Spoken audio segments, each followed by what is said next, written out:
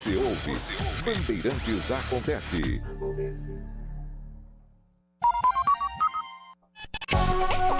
Saber, entender, compreender, conhecer, descobrir.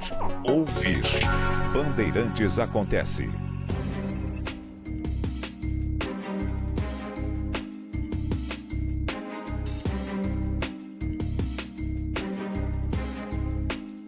Jornalismo. São Paulo está fazendo aí uma pequena série de reportagens sobre questão fiscal, sobre orçamento, emendas. E a repórter Idiana Tomazelli fez um texto muito bom sobre os estados e os municípios, e ela anuncia, na sua manchete, que eles já gastam mais que a União. E isso muda o cenário fiscal e político do país. Mas não é só isso. Se observarmos bem, o sistema inaugurado pelas emendas impositivas, ele tem reduzido drasticamente o poder do presidente da República e do governo federal como um todo. Não há dúvida. E, ao mesmo tempo, reduz, isso é gravíssimo, até porque nós sabemos como funciona o jogo político, nós sabemos que, infelizmente, uma parte do noticiário é contaminada pela desonestidade e as análises. E, muitas vezes, a questão fiscal, que se tornou central, crucial, ela tem análises manipuladas, exageros notórios e uma decisão imutável de não investigar as causas do problema, ou a causa principal, que é a dívida pública. Não é só isso. Parece que a União responde por toda a questão fiscal, que não existe o governo do Estado, que não existe o governo municipal, que não existem os outros poderes, mas que é basicamente a União, o que ela faz com o dinheiro arrecadado. Como se ela arrecadasse, gastasse como bem entendesse. Como se não houvesse a dívida pública. E no final das contas, a liberdade orçamentária do governo, ela se limita a 7% do orçamento. Ou seja, de cada R$100, o governo tem 7 para usar conforme suas prioridades. Mas o que está acontecendo? Quando essa reportagem já anuncia de cara que estados e municípios já gastam mais que a União, que o governo federal, porque há um aumento das transferências de recursos para estados e municípios, não só, mas também por intermédio das emendas parlamentares. E há um aspecto interessante. O prefeito, qualquer prefeito, não é cobrado para que busque equilíbrio fiscal. Pelo contrário, ele é cobrado se ele não faz aquilo que a população espera. Se ele não asfalta, se ele não muda o piso asfáltico, se ele não melhora a situação das galerias para que não haja enchentes, se ele não melhora o sistema de drenagem. se ele não investe no transporte público, se falta ônibus ou se os ônibus estão precários, caindo aos pedaços, se não tem investimento em habitação, em iluminação, no cuidado das calçadas. Essa é a cobrança que o prefeito recebe. Ninguém, quando trata do déficit, menciona prefeito, menciona governador.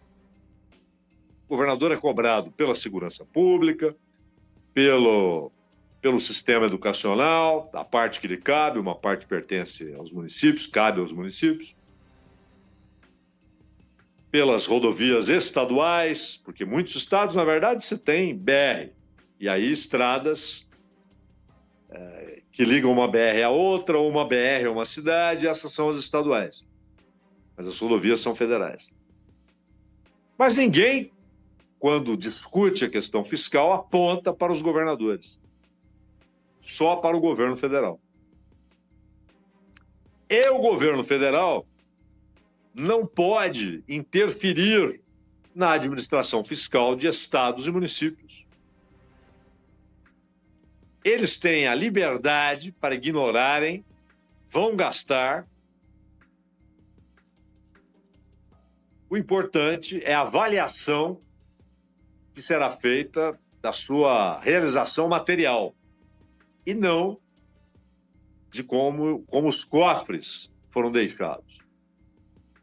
E, claro,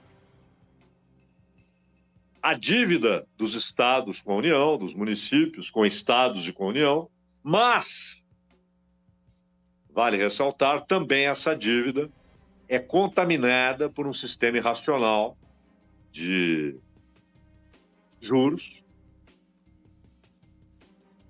Muitos estados já pagaram a dívida original e hoje a dívida é maior do que era originalmente. Pagaram e a dívida aumentou. Mas isso acontece com a União em relação aos seus credores. Paga e a dívida só cresce. Em números absolutos e em números relativos, ou seja, em relação ao produto interno bruto. Mas a dívida produz déficits, produz saídas que são estúpidas, como o teto de gastos. É uma estupidez, é uma bomba relógio que o governo coloca para si mesmo. É uma bomba relógio. É uma questão matemática. Você vai inviabilizar a administração e terá de mudar a Constituição para lidar com o problema estabelecido, provocado, produzido, gerado pelo teto de gastos. Particularmente, o piso constitucional da educação e da saúde, ou seja, os reajustes determinados. Aliás, o Haddad, abrindo parênteses aqui, o Haddad argumenta que você vai resolver esse problema do choque entre o teto de gastos com os pisos constitucionais. Você vai resolver isso aumentando a arrecadação. Não vai. Não tem jeito, porque quando você aumenta a arrecadação, você vai aumentar esses pisos. Não adianta. Haverá um choque entre o teto de gastos e o crescimento do orçamento para a educação e para a saúde. E aí você terá de escolher. O governo, o Congresso terão de escolher. Lançam fora esses pisos constitucionais ou o teto de gastos. E me parece claro que a única saída inteligente é acabar com o teto de gastos. Ah, mas aí a questão fiscal, já existe a lei de responsabilidade fiscal há décadas. Não há falta de mecanismos legais de controle. O teto é para garantir que não faltará grana para o pagamento da dívida, do serviço da dívida, dos juros da dívida. Nós estamos indo aí para 900 bilhões e chegaremos rapidamente a R$1 trilhão com o serviço da dívida, por ano. Porque a questão da Previdência, você tem como enfrentar. Aí sim, Haddad, aumentando a arrecadação. Não propondo nova reforma para retirar mais direitos de aposentados e pensionistas, mas aumentando a arrecadação. Isso implica mais formalização na relação de trabalho, né? Mais gente trabalhando com salário regular e, portanto, podendo pagar a Previdência.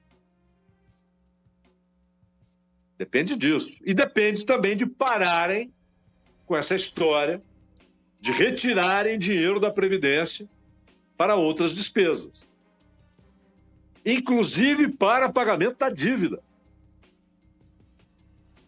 Isso está previsto, inclusive, nesse pacote fiscal aprovado em dezembro.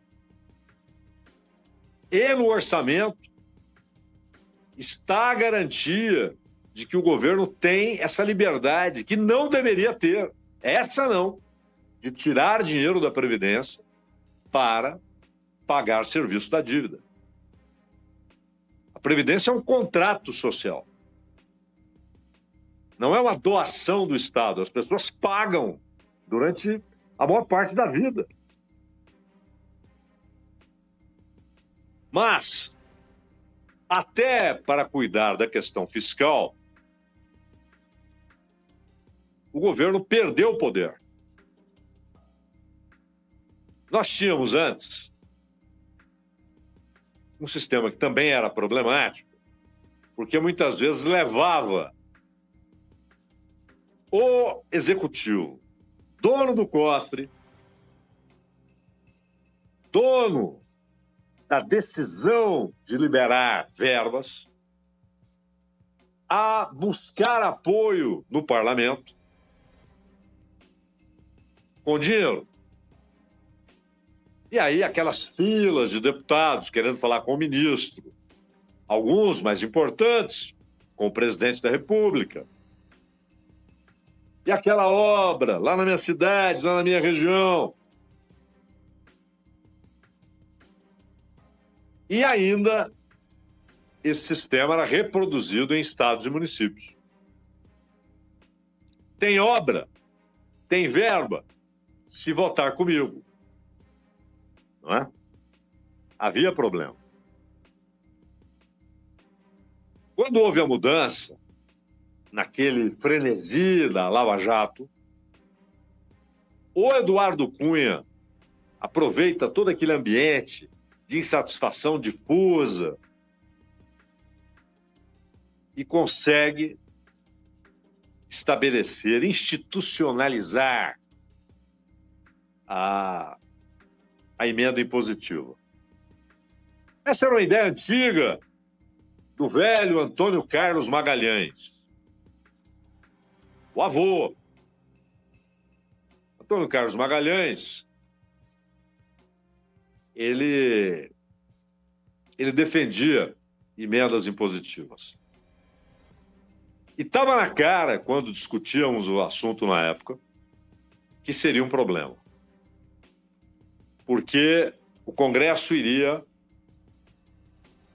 no início, timidamente, depois, de maneira desassombrada, avançar sobre os cofres públicos, com as emendas, criando mecanismos diferentes e fazendo com que haja progressão do caráter impositivo.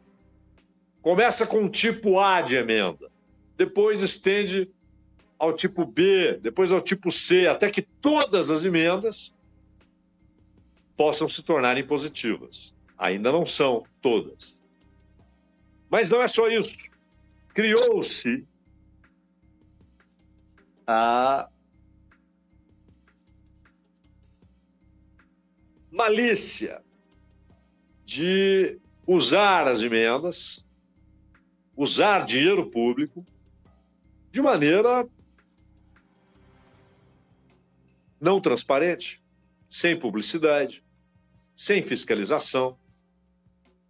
Muitas vezes sem o nome do parlamentar que requer aquela verba. Aquele mecanismo chamado emendas de relator, aquilo é um escárnio. Pisava na Constituição. Até que o Supremo disse, não pode, é inconstitucional, o que era uma clareza, né? Como eles sabiam que o Supremo iria concluir o óbvio, que era inconstitucional, rapidamente desenvolveram outro tipo. Aliás, dois tipos, inclusive a emenda PIX. O dinheiro cai lá na conta da prefeitura sem que haja a definição de qual projeto será beneficiado, receberá recursos. O prefeito faz o que bem entende. E também aí há inconstitucionalidade. Por isso o Flávio Dino entrou na área, suspendeu a liberação de emendas, exigiu a transparência, a publicidade, a possibilidade de fiscalização e algo elementar. Povo brasileiro, o dinheiro de vocês vai para aquela cidade ali, a cidade A, e não para a cidade B, que também precisa. Por que foi escolhida a cidade A? Isso tem de ser explicado. Por que o dinheiro será usado numa praça de esportes? Mas a cidade ao lado precisava do dinheiro para o hospital. Por que a escolha foi a praça de esportes na cidade vizinha? Isso tem de ser explicado. Saiu uma verba para a construção de um hospital. Quem vai construir? Que material será utilizado? Há dinheiro para equipar o hospital. Tudo isso tem de ficar claro, porque é dinheiro público, é dinheiro do povo. E aí, o mais grave, desvios, pedágios, corrupção. O prefeito, eu libero a grana. Mas tem um pedágio. Tem um pedágio. Isso é roubo. Roubo de dinheiro público. Você rouba todos os contribuintes, que no fim das contas é a população inteira, todo mundo paga imposto, de uma maneira ou de outra, e rouba particularmente o povo daquela cidade, que receberá a verba, porque parte da verba pagou um pedágio ilegal. Isso é roubo. Mas, além de tudo isso, há uma tomada da administração de grande parte do orçamento, estamos falando em mais de 50 bilhões de reais, para emendas. E é óbvio que quando deputados, senadores, escribas e fariseus gritam contra o desequilíbrio fiscal, não falam das emendas, não falam dessa excrescência que é o fundo partidário. A sociedade sustentando partidos. Isso, além de estúpido, é imoral.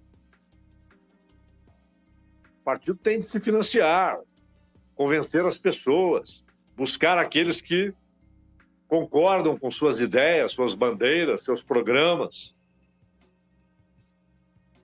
e se disponham a colaborar, buscar novos filiados, gente que queira se tornar parte daquela agremiação e contribua de alguma maneira.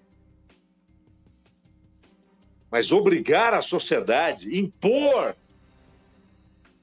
um fundo, ou seja, é um imposto, ele é imposto à sociedade, o sustento dos partidos políticos. Mas aí, esses deputados, senadores, escribas e fariseus que gritam contra o desequilíbrio fiscal não mencionam. Mas há esse aspecto que podemos concluir já no título dessa reportagem da Idiana Tomazelli. Estados e municípios já gastam mais que a União.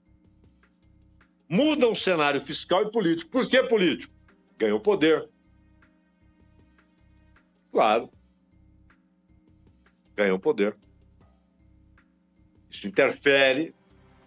O poder tem muita ligação com o dinheiro. Quem tem dinheiro tem mais poder dentro desse jogo político.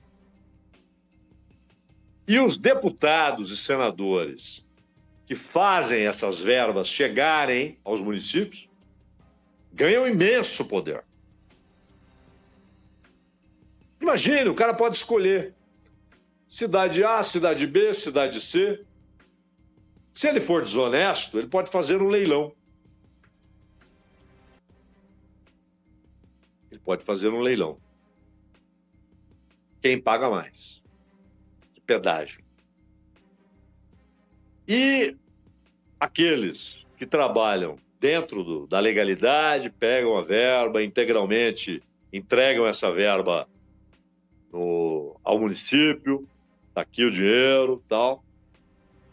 Mas isso significa não apenas menos poder político da União, mas menos capacidade de controlar a situação fiscal.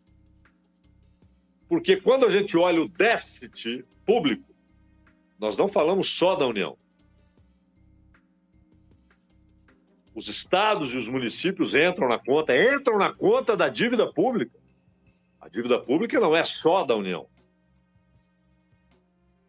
É também de estados e municípios.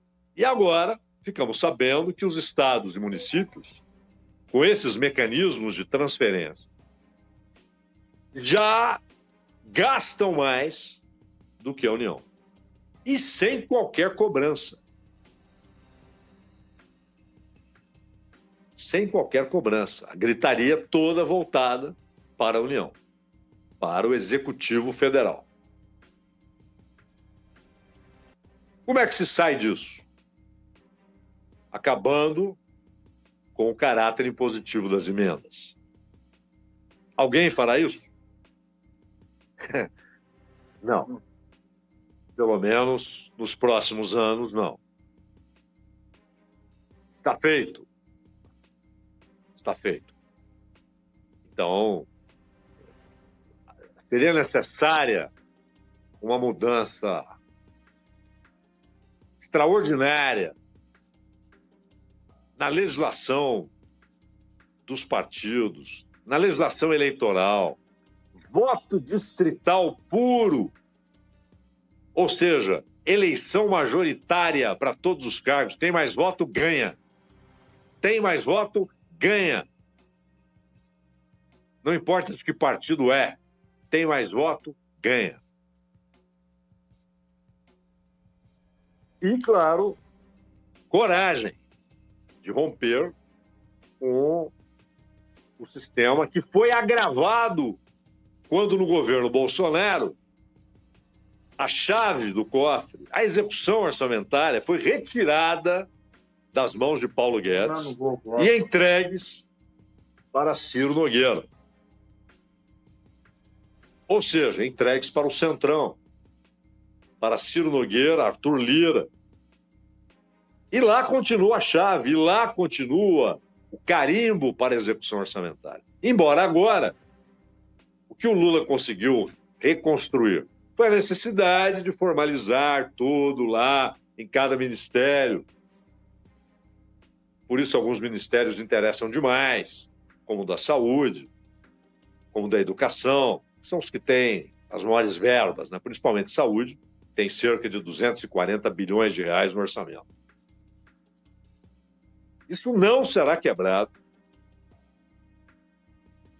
e provocará cada vez mais enfraquecimento do executivo, que, por sua vez, não perde